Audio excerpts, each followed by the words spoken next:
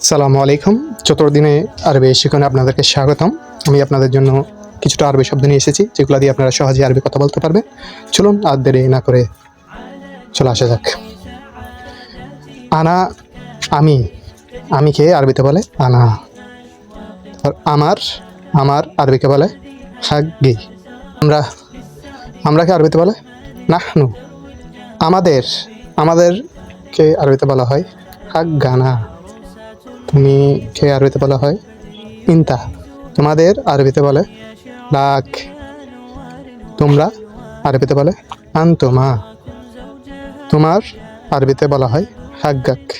তারপর তিনিকে আরবিতে বলে, যদি মহিলা হয় তাহলে হিয়া, আর যদি পুরুষ হয় তাহলে হুয়া। তার আরবিতে বলে হাগ্গু। তাকে আরবিতে বলে লাহা। তারাকে আরবিতে বলে লাহুম। তাদেরকে আরবিতে বলে হুম। সবারকে আরবিতে বলে কুল্লু ওয়াহিদান। কে আরবিতে বলে এশ বা সোনো। নামকে আরবিতে বলে ইসমা। জি বা হ্যাঁ কে আরবিতে বলে নাম। আসোকে আরবিতে বলে তাল।